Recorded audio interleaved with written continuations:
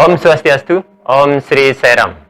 Pada kesempatan kali ini kita akan coba membahas tentang tema yang sesungguhnya sudah sempat kita angkat di sekitar 4 video. Saya sudah buat tentang perjalanan kematian, tentang sorga dan neraka, walaupun kita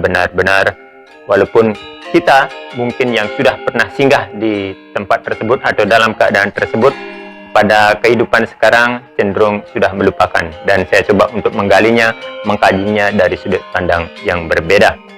So, tema pada kali ini saya akan beri judul Welcome to the Hell, selamat datang di neraka. Kenapa? Karena memang beberapa minggu yang lalu kita, sebagaimana yang sudah saya singgung barusan, kita sempat membuat video yang bertemakan tentang dunia akhirat, tentang dunia yang akhirnya akan kita tuju setelah meninggalkan badan materi ini. Di mana dalam video pertama tersebut saya coba menggambarkan keadaan neraka yang saya ambil dari beberapa kitab suci agama, yang keadaannya sungguh-sungguh sangat mengerikan dan menakutkan. Terlebih jika kita membayangkan diri kita sendiri yang berada dalam keadaan tersebut, di tempat tersebut sebagai seorang pesakitan, sebagai seorang roh pendosa yang akan menerima siksa di alam neraka. Sungguh-sungguh membuat hati miris, memilukan, dan sangat mengerikan, ya. Dan demikian halnya ketika kita coba menggambarkan keadaan sorga itu seperti sebuah tempat yang begitu membahagiakan, menyenangkan, penuh dengan hal-hal yang bisa kita nikmati, di mana di sana dikatakan bahwa kenikmatan dan kebahagiaan yang ada di sorga itu berlipat-lipat dari kebahagiaan dan kedamaian yang bisa kita dapatkan di bumi. Hal ini cenderung membuat beberapa orang justru nekat ingin mengakhiri hidupnya, ingin segera mendapatkan surga tersebut dengan cara-cara yang tidak masuk akal. Ya, diakui ataupun tidak diakui, ternyata sebagian besar dari kita memang lebih banyak itu menjalankan perintah yang tersurat dalam kitab-kitab suci agama itu karena ingin mendapatkan Nobel, penghargaan atau hadiah. Dan kita berusaha untuk menjauhi setiap larangan yang juga termuat dalam kitab-kitab dimaksud yang dibuat oleh para penulis kitab suci tersebut, hanya karena kita menakuti keadaan neraka, hanya karena kita ingin menghindari dan tidak mau terhukum dalam keadaan yang mengerikan sebagaimana penggambaran neraka yang sudah termuat dalam beberapa kitab suci tersebut. Walaupun dalam kenyataannya banyak dari kita itu justru melabrak aturan-aturan yang telah ada karena berpikir bahwasanya dosa tersebut adalah urusan roh yang nantinya sudah meninggalkan badan ini. Di satu channel yang juga membahas tema ini, saya bahkan mendapati sebuah kalimat yang menyatakan bahwa orang-orang yang coba mengkaji keberadaan sorga dan neraka ini bukan sebagai suatu tempat, tetapi hanya yakinnya sebagai suatu keadaan rasa, itu dianggap sebagai orang yang tidak bertanggung jawab karena telah menggiring opini orang lain untuk tidak lagi mempercayai keberadaan surga dan neraka. Namun karena penggambaran dari neraka ini sebagai suatu tempat yang begitu mengerikan ini sepertinya lebih nyata, lebih bisa diterima oleh masyarakat karena memang termuat, tercantum, dan tersurat dalam kitab suci agama. Dan ini juga sangat amat berpengaruh pada sifat dan perilaku para pengikutnya, para umatnya.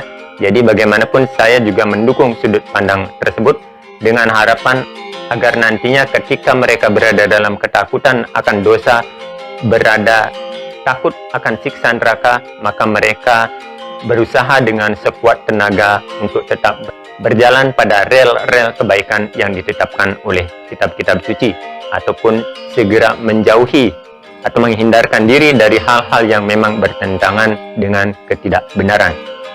So, untuk lebih meyakinkan hal tersebut, saya akan coba memberikan visualisasi atau gambaran yang lebih nyata dari video ini, bagaimana roh seorang pendosa tersebut digiring dalam pengadilan akhirat dan kemudian mendapatkan hukuman dalam siksa neraka. Ya, jika ini memang lebih dipercaya. Tapi setidak-tidaknya saya berharap gambaran ini bisa menjadikan kita yang mungkin telah melakukan kekeliruan segera berbalik arah dan menyadari hal tersebut untuk kemudian berbenah menuju kepada rel atau jalan yang seharusnya memang kita tempuh.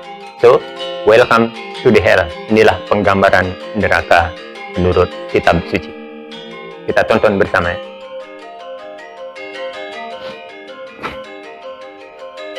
Ini adalah penggambaran situasi neraka jika dimaknai sebagai tempat dan ruang penyiksaan bagi para pendosa yang telah melakukan hal-hal yang bertentangan dengan dharma atau kebenaran. Kita akan namai roh pendosa ini sebagai Gede Suditra. Ya. Kita akan coba namai roh pendosa ini sebagai Gede Suditra saja, orang Bali. Ini nama fiktif saja, tidak ada hubungannya dengan siapa-siapa. Suditra adalah singkatan dari suka berjudi dan memitra. Karena dalam teks ini penggambaran roh ini memang dia pada masa kehidupannya dia senang sekali melakukan perjudian, menghabiskan uang yang seharusnya diberikan kepada anak dan juga istrinya yang telah menyiapkan, yang telah melayaninya di rumah tangga, tetapi diabaikan dan dihabiskannya dalam ruang-ruang perjudian. Dan juga dia suka berzina atau melakukan perselingkuhan, mengkhianati kesetiaan sang istri. So, bagaimana kisah cerita dari roh Ki Gede Suditra ini? Kita simak bersama. Ya, dalam sekian ini diceritakan bahwa Ki Gede Suditra sedang meregang nyawa oleh penyakit yang lama dideritanya karena keseringan jajan di luar dengan beberapa wanita penggoda. Masa-masa kelam yang pada waktu itu dirasakannya sebagai sesuatu yang sangat menyenangkan dan membahagiakan, tiba-tiba muncul kembali dalam rasa yang lain. Ingatan tentang hal-hal adharma yang pernah dilakoninya itu berkelebat di pelupuk mata, seolah sedang meminta pertanggungjawaban atas apa yang telah dilakukannya. Dulu, Ki Gede Suditra sangat senang berjudi dan menghabiskan uang yang seharusnya diberikan pada anak dan istri yang telah melayaninya berpuluh-puluh tahun dalam kehidupan keluarga, tetapi yang mana kemudian terabaikan karena polesan wanita luar tampak jauh lebih mempesonakan. Padahal dulu sewaktu masih sama-sama muda, mereka, Ki Gede Suditra dan juga istrinya ini justru memilih sang istri di antara banyaknya wanita cantik di luar sana. Ya, kecantikan duniawi memang pasti akan memudar, apalagi jika ia kurang terurus lantaran sibuk oleh berbagai tugas sebagai ibu rumah tangga. Sesuatu yang jarang disadari oleh para lelaki hidung belang yang punya hobi mengejar wanita cantik yang tidak akan pernah ada habisnya. Ya, ini katanya kalau menurut istilah itu dilakukan oleh para lelaki hidung belang. Nah, saya hidungnya tidak belang berarti. Jadi it's okay. Itu hanya sebuah istilah. Kita lanjut ya. Kini Ki Gede Suditra sudah tidak muda lagi. Teman-teman yang dulunya selalu ada di sekelilingnya semasih dompetnya tebal, kini hanya tinggal cerita, persis lirik sebuah lagu. Ada uang, abangku sayang. Ketika ada uang, abang tendang. Ya, dan ketika akhirnya tubuh tidak lagi melayani sang jiwa, dan ketika malaikat maut telah datang menjemput lalu merenggut paksa sang roh keluar dari badan, disitulah Ki Gede Suditra merasakan kesakitan yang luar biasa. Rohnya diseret sepanjang perjalanan menuju alam neraka. Dan lihatlah, saat roh Ki Gede Suditra terperanjat oleh kengerian di alam itu, di mana banyak roh-roh seperti yang menjadi pesakitan dan akan menerima hukuman. Di sana banyak ada roh yang memainkan peran sebagai artis tapi salah membawa diri, ada para ulama palsu yang mengajari kebencian dan suka berbohong, hingga para politikus kotor yang suka menilap uang negara, berkumpul menjadi satu tanpa ada kesempatan untuk saling sapa atau berbagi kisah kehidupan. Semua roh hanya sibuk mengurus dirinya sendiri. Ruang penyiksaan ini gelap walaupun ada banyak api penyiksaan yang berkobar. Jerit tangis dan erangan kesakitan para roh yang menjalani hukuman cukup memekakkan telinga. Berbagai sub-sub neraka yang telah disediakan sesuai dengan jenis dosa yang dilakukan nyatanya tidak bisa dipilih atau dilewati. Di sana, dalam pengadilan akhirat, tampak Ki Gede Suditra diajak untuk melihat rekaman CCTV sang waktu, lengkap tanpa sensor, menunjukkan segala kesalahan yang telah diperbuatnya. Sang roh menangis, menyesali kejadian yang telah menyeretnya ke lembah derita. Tetapi apalah daya, nasi sudah jadi bubur, roh sudah meninggalkan badan, dan penyesalan pun sudah begitu terlambat. Ratapan minta ampun tidak lagi bisa mengubah vonis hukuman, sehingga para eksekutor neraka itu pun tanpa segan dan rasa bersalah akan melaksanakan tugasnya guna membuat sang roh jera dan bertobat. Ada roh yang dipukuli seperti manusia memukuli binatang. Ada yang dipanggang seperti manusia memanggang hewan untuk menjadi santapannya. Beberapa roh dicabut kepalanya dengan paksa seperti manusia memelintir kepala hewan yang akan disembelihnya. Beberapa di antaranya dilempar ke danau dengan air yang mendidih, sedangkan yang lainnya disiram dengan cairan timah panas. Mereka diaduk dalam tempayan besar yang pinggirannya dijaga oleh para eksekutor, sehingga para roh yang ingin menepi atau memunculkan kepalanya agar tidak tenggelam segera ditonjok kembali. Persis acara mukbang yang memasak dan membumbui dan menyantap hewan secara hidup-hidup. Kengerian yang sungguh tidak bisa dibayangkan. Dan kita lihat di sini bahwa setelah menyelesaikan satu sub neraka, sang roh kemudian digiring lagi untuk menjalani proses hukuman selanjutnya yang tak kalah menyiksanya. Roh Igede Suditri berusaha kabur dan menghindari siksa neraka. Tetapi mau lari kemana? Tidak ada jalur evakuasi untuk melarikan diri, sebab semua kenikmatan dan kesenangan yang pernah diperolehnya telah menjelma sebagai rintangan dan hambatan. Jerit kesakitan para roh di neraka itu seharusnya cukup untuk membuat kita merenung dan menghitung banyaknya dosa yang mungkin telah kita perbuat. Sehingga dengan menyadari ini, kita bisa menjadi lebih bijak menggunakan sisa hidup ini untuk hal-hal yang bermanfaat guna memperoleh remisi dan pengampunan dari Tuhan.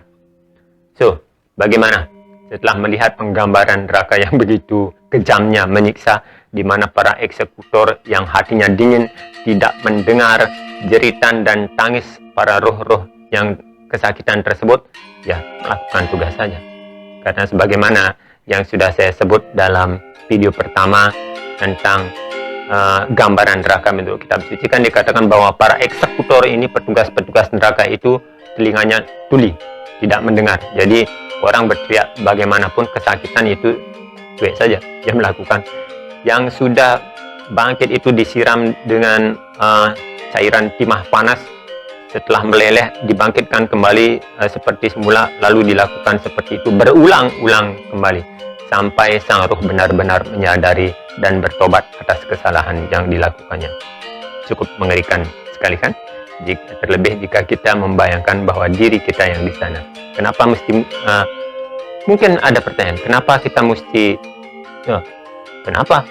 menggambarkan diri kita sendiri? Karena tidak bisa kita pungkiri bahwasanya sampai hari ini, jika kita mau merenung pada malam hari ini, malam hari ini merenung, kita bayangkan dosa dan kekeliruan yang pernah kita perbuat itu deretannya lumayan, mungkin lebih dari satu lempir jika kita mau fair, jujur mengakui hal tersebut. Jadi bagaimanapun sesungguhnya kita semua adalah orang-orang yang pernah melakukan kekeliruan. Tetapi yang mana perbedaannya adalah beberapa jiwa menyadari dan mau bertobat, memperbaiki hal-hal tersebut agar di sisa kehidupannya dia bisa terhindar dari hal-hal tersebut. Setidaknya itu kebaikan yang pernah dia lakukan bisa menjadi remisi pengampunan dari sang penguasa semesta. Ya, karena itu sistem pemerintahan kan seperti di bumi juga. Sejahat-jahatnya orang yang sudah menjalani hukuman itu ketika dia dalam keadaan terhukum bisa berlaku baik, itu biasanya presiden akan memberikan grasi pengampunan kepada itu. Di saat hari besar, misalkan hari kemerdekaan, ada potongan pengampunan. Nah, kita juga di sistem pemerintahan negara, jika kita menganalogikan seperti itu, maka hukuman yang seharusnya kita mungkin terima 12 tahun itu direbus itu bukan sauna, tapi benar-benar air mendidih. Jika, sekali lagi, jika neraka kita gambarkan sebagai suatu tempat penyiksaan yang demikian tadi, seperti video tersebut. Jadi, mari kita bahu-membahu menggunakan sisa kehidupan ini untuk hal-hal yang bermanfaat, untuk hal-hal yang lebih bisa membuat kehidupan kita menjadi lebih baik lagi dalam penjelmaan selanjutnya. Walaupun mungkin Anda tidak percaya dengan adanya reinkarnasi atau kelahiran kembali, tetapi itu adalah fakta yang tidak bisa terelakkan karena beberapa orang sudah pernah membuktikannya. Orang-orang yang masih bisa mengenali kehidupannya di masa lampau. Buku-buku ini sudah banyak sekali. Sesudah ini mungkin saya akan coba memberikan penggambaran lebih lanjut lagi tentang hukum sebab akibat. Kalau misalkan berbuat ini, besoknya di kehidupan yang akan datang akan menjadi apa, atau ketika dalam kehidupan ini begini, kira-kira hal apa yang telah kita lakukan di kehidupan terdahulu, sehingga ini bisa kita jadikan cermin bersama untuk selanjutnya memilah dan memilih, berusaha menggunakan wiweka atau akal budi kita sebaik-baiknya agar bisa terhindar dari godaan zaman kali ini, zaman besi yang penuh dengan kebodohan ini, agar kita bisa terhindar dari hal-hal yang tidak kita inginkan bagi bertumbuhnya kesadaran dan juga bagi keselamatan jiwa kita semua. Demikian yang bisa saya sampaikan pada malam hari ini. Semoga video mengerikan ini tidak menjadi mimpi nightmare, mimpi buruk, tapi dijadikan sebagai alat untuk memacu, sebagai alat untuk mulat sarira, sebagai pemacu Anda untuk lebih banyak menggunakan, untuk lebih banyak berbuat kebajikan dan kebaikan kepada sesama, bukan menciptakan neraka demi untuk mendapatkan surga. Tetapi surga seharusnya dibangun dari kehidupan ini dengan mengumpulkan bahan-bahan yang bersesuaian. Jika di surga, di sana ada keindahan, di sana ada kedamaian, maka tentunya di bumi kita juga harus mempersiapkan kedamaian. Setidaknya kedamaian dalam diri kita sendiri dulu, sebelum akhirnya menyebarkan kedamaian kepada dunia luar, di luar diri kita. Demikian, terima kasih sudah menonton. Jangan lupa tetap stay tune dan subscribe, like, dan komen channel Demo Boy. Saya tutup dengan para Santi. Om Santi Santi Santi Om. Om Sri Sai Ram.